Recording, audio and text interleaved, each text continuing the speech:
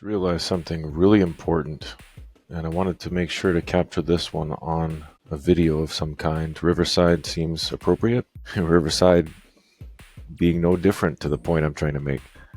So, for anybody that watches the channel, you may have heard me at some point talk about how when you learn something new, there's a very steep learning curve in the very beginning.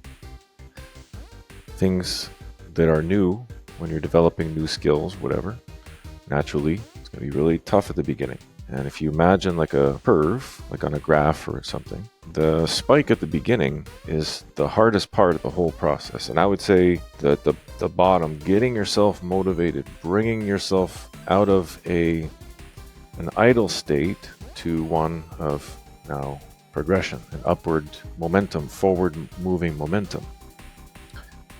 It takes a lot of energy to get that going, as we know. But what happens is, these are rough estimates, just bear with me, is 70%, let's say, of the initial curve, the steep incline of learning a new skill. If we want to put a practical spin on it, let's say you're learning to play the guitar. Well, the first couple of weeks, let's say, the first 2 weeks that you're learning to play the guitar, the graph is like a steep incline, like almost a cliff face. But what happens is over the course of those 2 weeks, it'll gradually start to level itself out. And right around the 70% mark or so, 3/4, maybe 2/3, somewhere around there, it'll start to kind of take on a much more forward trajectory. So it'll flatten out, yes, but it's curving, right? I'm overemphasizing this on purpose because it's a really important point I'm trying to make here about how human brains learn things and how souls are able to manifest things in this reality using the mind. So let's say you've been practicing real hard. Doesn't even take that much, really, 15, 20 minutes, an hour. Let's say you're really good about it and you dedicate a solid hour to your guitar playing every day for 2 weeks. And you're practicing your chords, you're practicing your fingering and your picking and your posture, making sure to hold the guitar and grip the neck right and curve your wrist around, developing good form from the beginning. All of these things take time and energy. And after 2 weeks, you've put in, let's say, 10 to 14 hours of solid practice. Guess what? Guess what just happened? You have now learned the guitar 70% of what there is to learn of the guitar you have learned already. Now, it doesn't make you an expert. It doesn't even make you intermediate level. It's not really about setting some imaginary standard. That's aside from the point is you can learn anything. You can learn almost anything fairly quickly. Some things are going to be really difficult to learn in the beginning, some not so much. But either way, the bulk of your learning happens in that first 70%, the first 2 weeks. Just to put a number on it, it could be longer than that, less time, more time. Doesn't matter. The point I'm making is you can learn just about anything if you're willing to put in that 2 weeks of learning the 70%. Now, just to kind of, make sure we have a well-rounded, no pun intended, a well-rounded understanding of this. After the 70%, then what happens? Well, now you start refining your craft. And that's what takes the most amount of time, because now you're going from a curve like this to it being gradually flattening out all the way to infinity or to 100%, whatever. That is the expertise phase of that thing. Now, to kind of put this in perspective, I would consider myself a generalist, even though I don't like labels and titles. I'm a man who tries to use generalism where possible, because I think expertise is kind of like confining in a way. It's nothing wrong with learning a few things like really well, but I would argue there's more value in learning a lot of things reasonably well. I believe it was Mark Passio recently talking about this very subject, and when good is good enough, right? And not, here's my version of it, is strive for perfection. There's nothing wrong with that. Strive for perfection. If that's your target, if that's your motivator, nothing wrong with that, but fully well knowing that you're never going to get there, right? So we're constantly striving for perfection, but we're realistic in knowing that perfection is not something that can be attained. It's just an ideology. It's just something that helps us to be the best that we can be, which is not perfection. That is something completely different. So I see this all the time. Okay, here, let me give you some more examples. World of Warcraft or Final Fantasy Online, those sort of games like MMORPGs, especially the ones that are really challenging, where the bosses are unforgiving and you just wipe over and over and over again. Anybody that doesn't know what that means is your whole party of like 10, 20, 25 people, 40 people sometimes, everyone gets killed because you made a mistake or you did something that led to a cascading effect of mistakes. Point is, the stakes are high, and if you screw up or if you don't know what you're doing, if you haven't taken the time to learn and to climb that curve, you're going to be responsible for a lot of other people not having a good time. So the pressure's there, especially if you're one of these lead characters like a tank. You're right in the front, taking the brunt of the physical force, or if you're a healer, you got to keep people alive. It's a lot of pressure on those roles. You know, anybody can sit there just shooting arrows at a boss, but somebody's got to be there in these games to keep these people alive so that they can keep doing damage to the bosses. And it's got to be somebody in the front taking the damage from the boss and drawing the attention to the boss, right? I'm not going to explain the whole concept of MMOs, but the point is that in this sort of an environment, you learn very quickly. But what happens is you go into it thinking like, this is overwhelming. I'm not going to be able to do this. I'm not going to be able to play this game.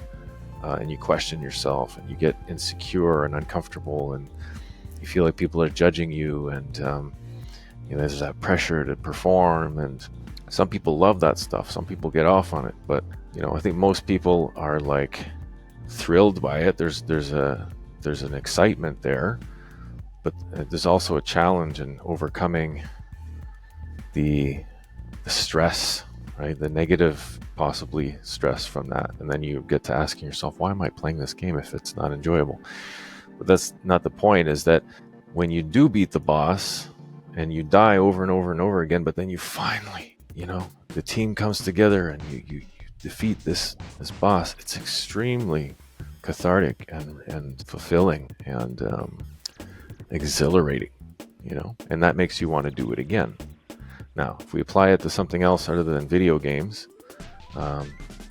learning anything, taking on a new project. I actually go through this a lot when I take on a new project, especially if there's multiple projects going on at the same time, because you kind of, for someone who does a lot of like project management and content development, you spend a lot of time with these projects. You spend a lot of time strategizing the best, most optimal way of doing it in the shortest amount of time with the highest output to make the most amount of money, and it goes on and on. But it's very easy to feel pressured and stressed, especially when you have these different projects coming at you from all directions, because the tendency is to want to dedicate yourself to one project at a time, because as we know, multitasking is a myth. You can only really dedicate yourself to one thing wholly, right, at a time. And it does you no good to switch from project to project and kind of like be reactive to it versus proactive, because then you're not really making any real headway on any of them. You're just kind of like bouncing around. That's where like generalism would actually be a bad thing. You would want to focus in those situations. But sometimes it's hard to focus when you have potentially 3-4 other people coming at you saying, hey, can you do this? Can you do that? Are you able to do this? What's going on with that project? Can we do this? Can you help me with this? So what do you do? Well, I noticed that the best medicine for all of these things, whether it's the MMORPG example, whether it's a stressful work environment, whether it's learning a new skill like playing the guitar, it's all exposure. That's all it is. It's very simple, very simple. And yes, it does feel overwhelming in the beginning. It does feel stressful. It does feel like I don't know if I'm going to be able to do this. But the more you just sit there with it, just look at it, just stare at it and study it. Don't even do anything, and you'll see it won't take long before you start figuring it out. It all lies, like with so many things, in your intention. What was my intention here? Is my intention to get stuck with this thing and to get blocked and not be able to succeed and do it? Or is my intention to conquer this thing and to do my best and to overcome any obstacles that are in front of me, right? Just sitting with the project will get me through the project. Just sitting with someone that may have a serious problem will help get through the problem. It's pretty cool how it works when you think about it. So just remember that the next time that you're in one of those situations where you feel like, this is a lot. I don't know if I'm going to be able to do this. Before you jump to that conclusion, give yourself the benefit of the doubt and try and see. It feels like I might not be able to do it, but I'm going to see if I actually can or not. And the first step is just simply being with it and being exposed to that thing. That would be, to put it in, practical, realistic sense, context, that'd be just sitting with your guitar, holding it, feel it. How are you going to learn the guitar if you don't pick it up? Start playing with the strings. Just look at kids. Look what kids do with musical instruments. What do? Do they just stare at it? No, they immediately are gravitated towards it and they want to pick it up and play with it, make sounds with it. That's the whole point of the instrument. So unless you're interacting with it in some way, you're right. It's a self-fulfilling prophecy and you're not going to do it. Instead, just start playing. Just start playing. Pick it up. Start making sounds with it. The new project, it's just reading it. I'll give you a real world example and then we'll finish. I have probably 4 or 5 different projects on the go right now at the same time. But again, I can only focus on one of them. And I'm not going to just bounce around from project to project and not make any headway here. I'm going to focus on one. I'm going to give it my all. I'm going to have to say, sorry, everything else, I'm busy right now. And what I'll do very simply is just make blocks of time on my calendar. No one can bother me during this 2-hour block. Sorry if that's inconvenient for you, but I have work to do. That's how you have to think about it. And it's the same, bringing it back to the guitar. Same thing with the guitar.